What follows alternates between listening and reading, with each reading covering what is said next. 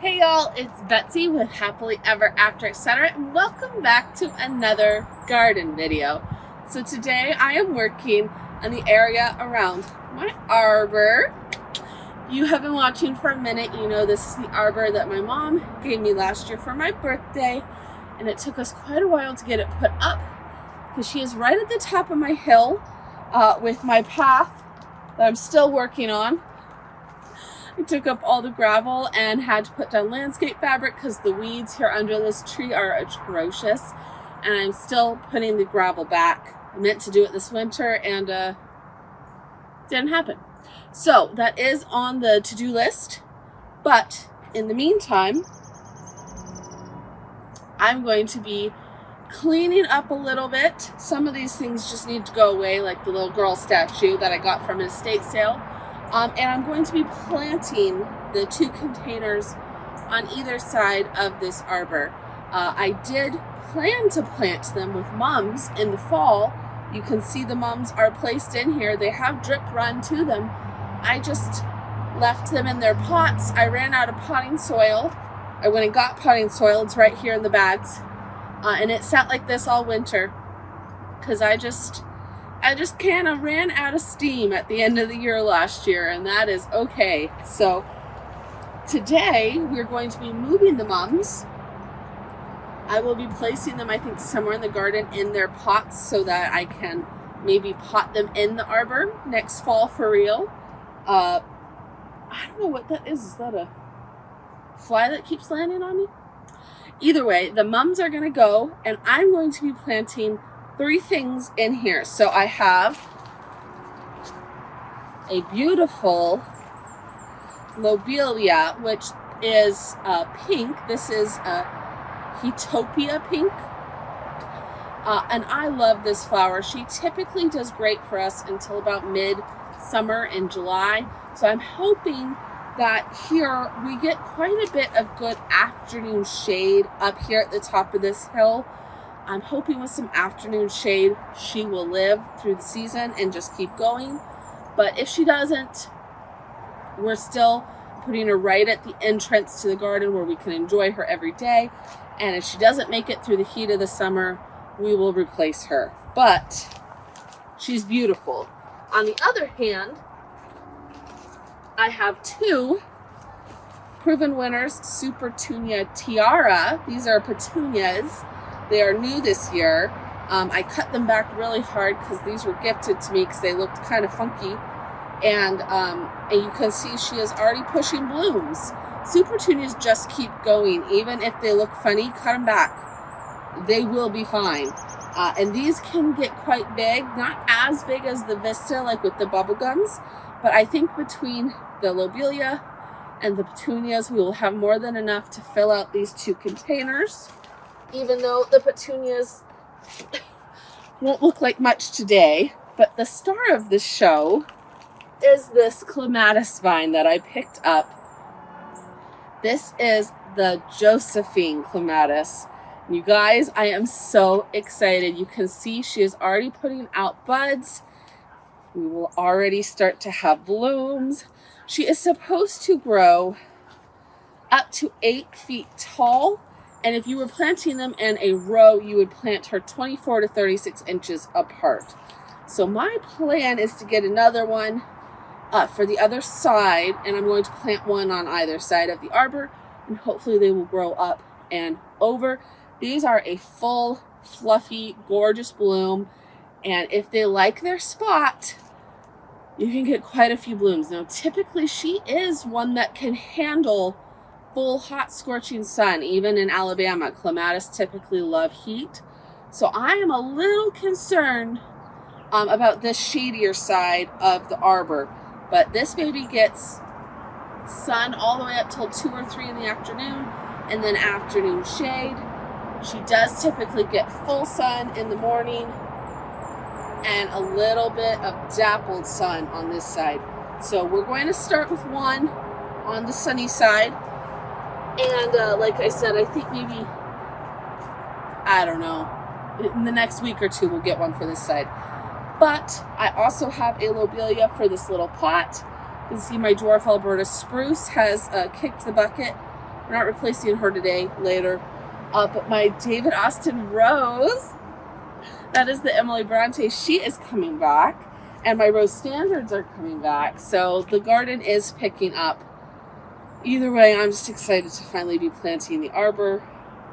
Makes life a little real. Spring is here. So we'll stop talking, start planting, and we'll go from there. The most fun is going to be getting the Clematis off this tiny little black vine and onto the Arbor. I'm probably going to have to go grab some little clips to help with that. But once we get her put on here, she will easily take off on her own. So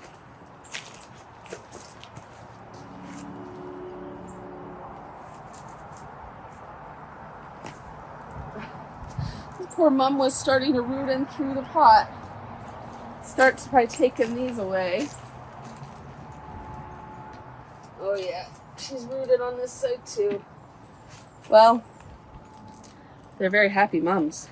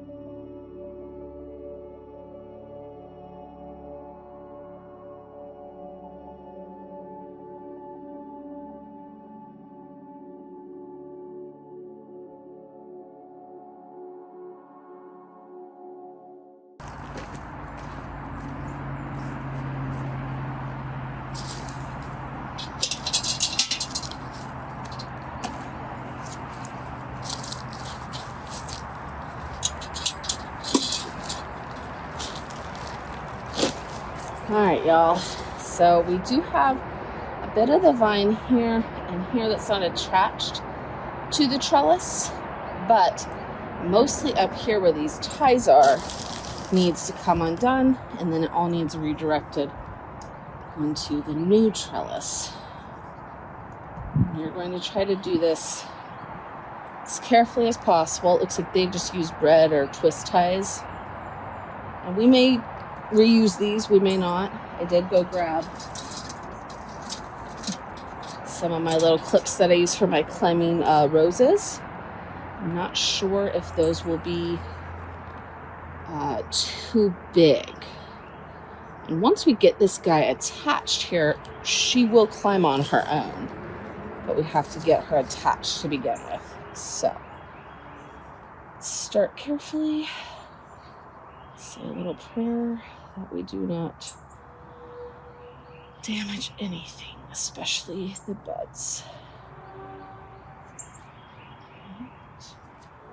I'm just going to kind of see if I can't tuck this guy in over here to keep her out of the way.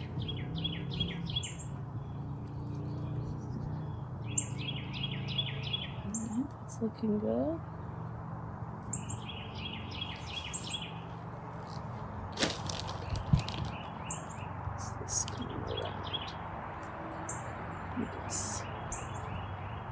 Leaf tendril. If you do end up having to cut some of the tendrils to get it off, it's okay. She will grow new tendrils. But obviously, that's not what we want to do.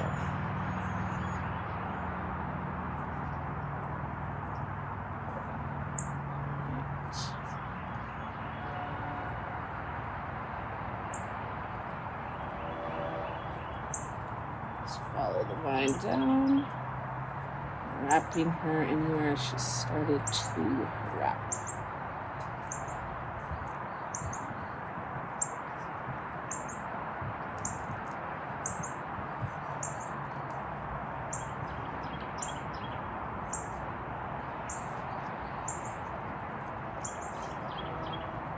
Doing good. Just layer down. Once we get the black trellis out of the way, we will get her onto the new trellis of the arbor.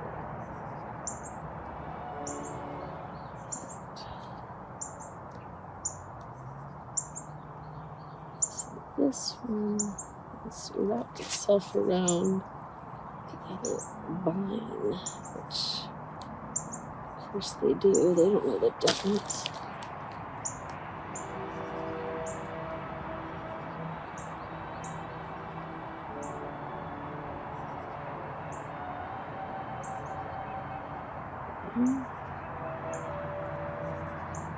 We've got to get this guy.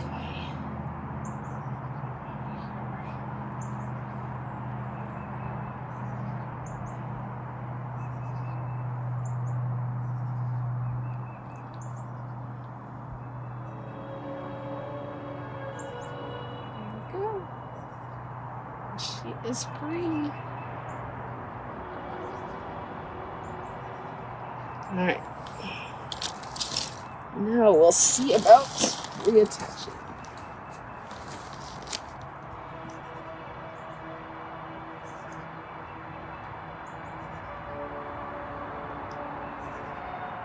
Let's go ahead and direct this guy over here towards the right side. Excellent.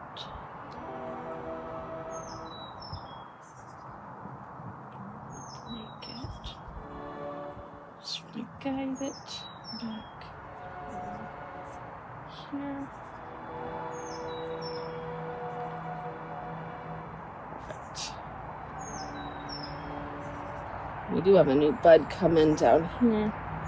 This one I'm not going to wrap. I'm just going to clip right here and let her start to climb on her own.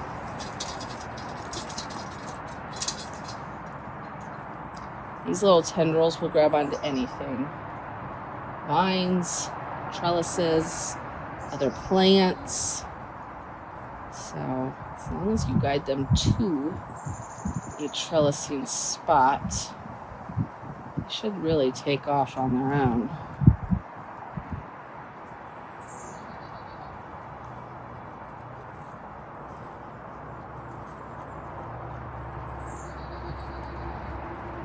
This guy has started to wrap around a vine on the other trellis. I'm going to wrap him there.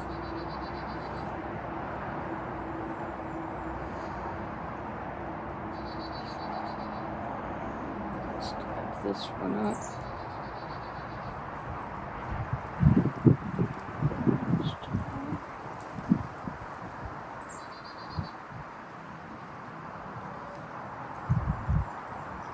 If we can't support him here, this is where another vine had started to trellis.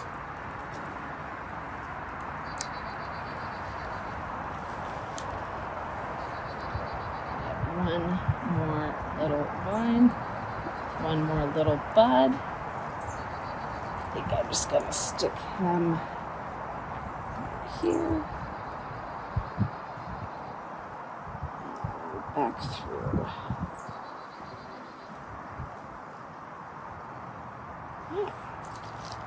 All right, so let me go ahead and stake down my water in between the Clematis and the Supertunia.